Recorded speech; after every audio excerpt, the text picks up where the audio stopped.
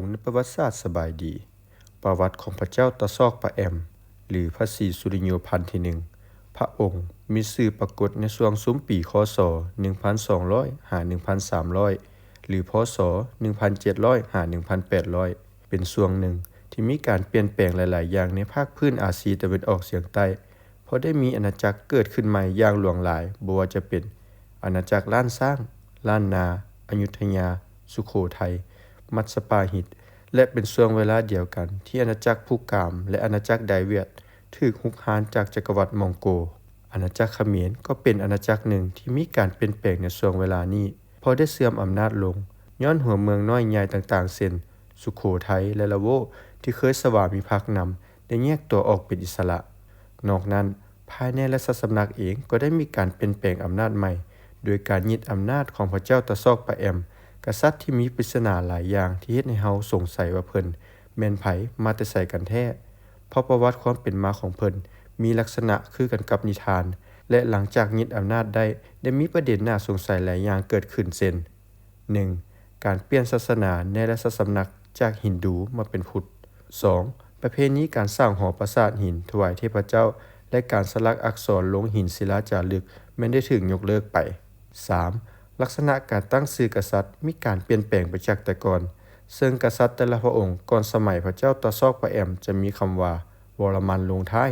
แต่หลังจากรัชสมัยพระเจ้าตะซอกปะแอมเป็นต้นมาชื่อกษัตริย์จะบ่มีคำว่าวรมันลงท้ายเลยเฮาเลยจะยกเอาประวัติความเป็นมาของพระเจ้าตะซอกปะแอมตามพงศาวดารกัมพูเชียฉบับนักองค์เอนให้ได้ฟังว่าเพิ่นมีประวัติความเป็นมาคือแนวใดพระบาทตะซอกปะแอมหรืออีกชื่อหนึ่งเอิ้นว่าพระศรีสุริโยพันธ์ที่ 1ครองราชย์ในช่วงปีคศ1336 หา 1340 หรือพศ1879 หา 1883ถ้าไล่ไทม์ไลน์ประวัติศาสตร์ของไทยแม่นก่อนพระเจ้าอู่ทองสถาปนากรุงศรีอยุธยาประมาณ10ปีแต่ถ้าไล่ไทม์ไลน์ประวัติศาสตร์ของลาวแม่นเพิ่นครองราชย์ตกอยู่ในช่วงสมัยเจ้าฟ้างุ่มแต่เฮาก็บ่พบการบันทึกหรือหลักฐานที่เชื่อมโยงถึงพระเจ้าตะซอกปะแอมเลยซึ่งหลักฐานไฟลาวมีเพียงบันทึกที่ว่าพระเจ้าฟ้างุ่มถูกเนรเทศไปอยู่นครธมแต่บ่ปรากฏชื่อกษัตริย์ที่ชัดเจนว่าพระองค์ใดนักวิชาการกัมพูเชียเลยสันนิษฐานว่าเรื่องของพระเจ้าตะซอกปะแอมอาจเป็นเพียงตำนานนิทานเล่าสืบต่อกันมาและมีการผูกเนื้อเรื่องนำพระแสงหอกลำเพลงใส่เครื่องราชกุกภัณฑ์กษัตริย์เครื่องราชกุกภัณฑ์เป็นเครื่องใช้ของกษัตริย์หรือเครื่องประกอบพิธีราชาภิเษกพระราชบิดาของพระเจ้าตะซอกปะแอมหรือพระเจ้ามักแตงหวานมีนามว่าพระเจ้าปทุมราชเป็นเจ้าชายมาแต่อาณาจักรจามปาซึ่งถือกวดต้อนมาแต่สมัยพระเจ้าไซวรมันที่ 7ที่ยกทัพไปตีจามปาเพื่อปลดแอกเมืองพระนครจากการเป็นเมืองขึ้นของจามปาอยู่ต่อมาพระองค์ได้ทูลขอเสด็จออกบวชเป็นพราหมณ์ไปบำเพ็ญอยู่ภูพนมกุเรียนส่วนพระนางโสภาวดีเมียของพระองค์ได้ทรงพระคันและได้ปลอมตัวอาศัยอยู่นำคนธรรมดาหลังจากนั้นนางโสภาวดีได้ประสูติพระโอรสมีชื่อว่าองค์ไสเป็นเด็กน้อยมีความฉลาดและอยู่ต่อมา7ปีมารดาได้ให้ออกไปซอกหาพ่อที่ออกบวชอยู่เทิงภูพนมกุเรียน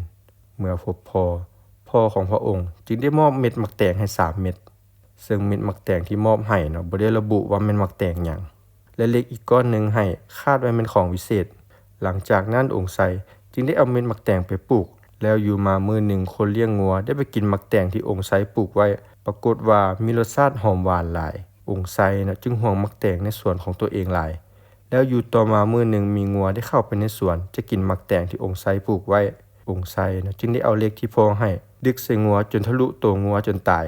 เฮ็ดให้ข้าวไปถึงหูของพระราชาพระเจ้าไซวรมันที่ 9พระองค์ได้อยากลองเสวยมักแตงที่องค์ไสปลูกหลังจากเสวยแล้วปรากฏว่ามีรสชาติหอมหวานถึกใจพระองค์หลายพระองค์เลยได้แต่งให้องค์ไสเป็นหัวหน้าส่วนหลวงและได้ให้เอาเหล็กที่ดึกใส่งัวตายให้ไปตีเป็นหอกและได้พระราชทานพระแสงหอกลำแพงไสดังกล่าวเป็นอาญาสิทธิ์อยู่มามื้อหนึ่งพระเจ้าไซวรมันอยากเสวยมักแตงในตอนดึกจึงเสด็จลงไปสวนไปเอามักแตงมากินเมื่อท้าวองค์ไสหรือตะซอกปะแอมเห็นดังนั้นนึกว่าแม่นโจรมาลักมักแตง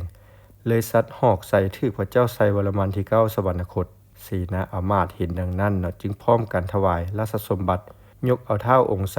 หรือตะซอกปะแอมปกครองเมืองต่อถวายพระนามว่าพ ระบาทกมรเตงอันศรีสุริโยพันธ์บรมมหาบพิตรธรรมิกมหาราชาธิราชและได้อภิเษกสมรสกับนางจันทรเทวีพระธิดาหรือลูกสาวของพระเจ้าไซวรมันที่ 9ตำนานของพระเจ้าตะซอกปะแอมหรือพระเจ้าหมักแตงหวานมีลักษณะคล้ายคือพระเจ้ายองอู้ซอยหานแห่งราชวงศ์ภูกามที่เว้าในทำนองเดียวกันว่าพระองค์เคยปลูกหมักแตงมาก่อนแต่ด้วยความที่เป็นคนมีบุญจึงเฮ็ดให้ได้กลายเป็นกษัตริย์นักวิชาการของกัมพูเชียเชื่อว่าการเสด็จขึ้นครองราชย์ของพระเจ้าตะซอกปะแอมบ่แม่นเรื่องบังเอิญแต่มีการเตรียมการไว้แล้วโดยเป็นฝีมือของพระเจ้าปทุมราชพระราชบิดาของพระองค์พร้อมด้วยเสลยศึกสาวจามป่าที่ถูกกวดต้อนมาแต่สมัยพระเจ้าไซวรมันที่ 7ได้พากันยึดอำนาจและหลังจากยึดอำนาจได้พระเจ้าตะซอกปะแอมได้กวดล้างอำนาจเก่าจนหมดสิ้น